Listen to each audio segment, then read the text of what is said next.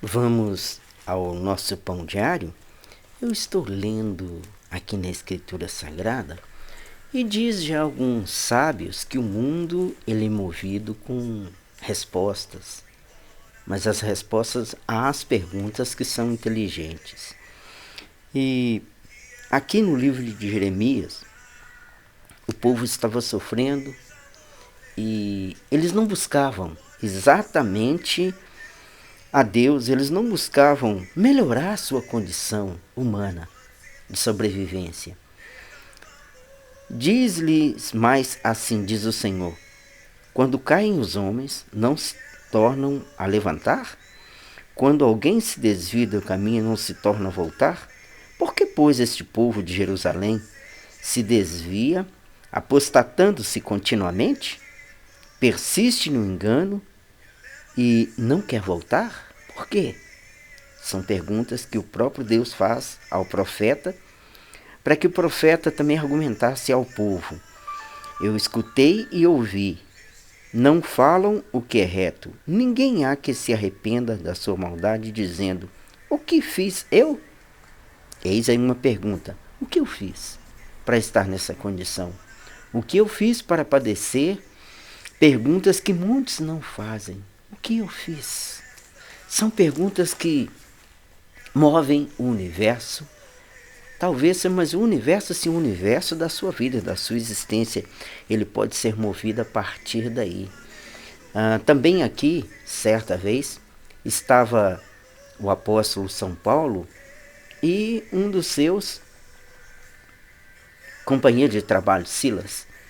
Eles estavam numa prisão por causa do evangelho e eles não sabiam exatamente o porquê estavam ali. Não, muito pelo contrário, eles sabiam.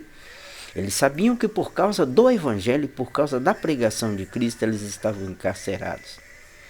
Mas interessante que o carcereiro daquela prisão, Deus muda, ele reverte uma situação.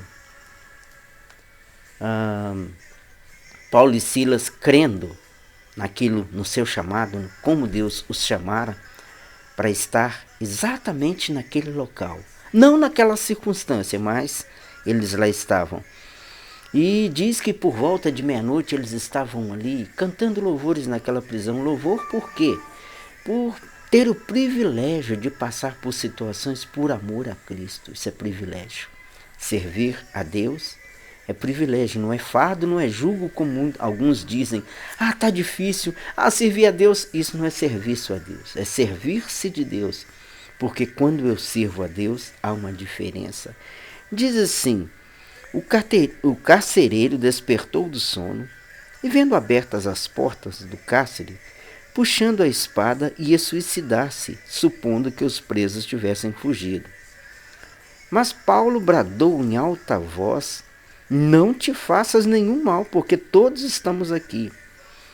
Então o carcereiro, tendo pedido uma luz, entrou precipitadamente e trêmulo, e prostrou-se diante de Paulo e Silas. E ele faz aquela pergunta crucial.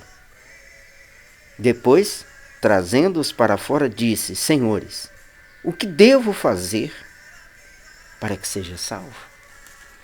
O que devo fazer? Primeiro, a sua pergunta é: o que fiz para estar nessa situação? Agora, o que devo fazer para sair dessa situação? Nós queremos que a vida ela dê voltas, ela mude, sem nós mesmos sabermos o porquê. Não, tudo na vida tem uma explicação. Inclusive para a sua vida, tem uma explicação para ela. Por que você está passando essa vida? O que te leva a estar dessa forma? Mas também, mais uma pergunta, eu vou te falar de 3 perguntas importantes: o que fiz? O que devo fazer? E o que farei?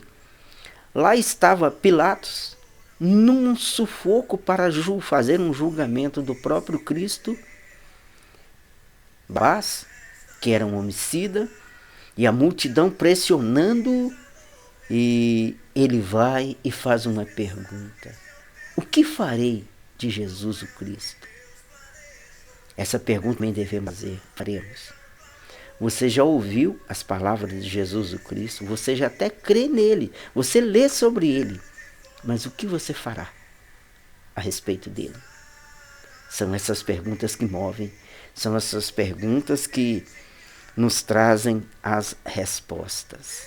O que farei de Cristo o Nazareno, de Cristo o Filho de Deus? O que você há de fazer dele? Bom, há anos atrás eu tive que tomar uma posição e eu me deparei com essa situação depois de eu entender que a minha vida já não estava valendo mais nada e que o dia a dia estava difícil. Eu compreendi quem era Cristo, o sacrifício de Cristo por mim. E eu me fiz essa pergunta, vou fazer a de entender isto.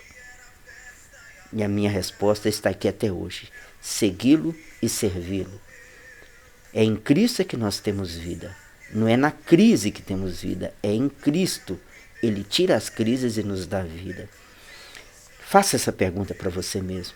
O que eu fiz? O que eu faço agora? E o que farei de Cristo? O que você vai fazer depois de ter ouvido, depois de ter conhecido? Se você ficar inerte, a vida vai passar.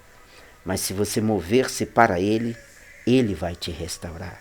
Ele vai restituir aquilo que se perdeu na sua vida. Ele é o teu pastor e nada vai te faltar. Creia. Tenha um bom dia. Shalom.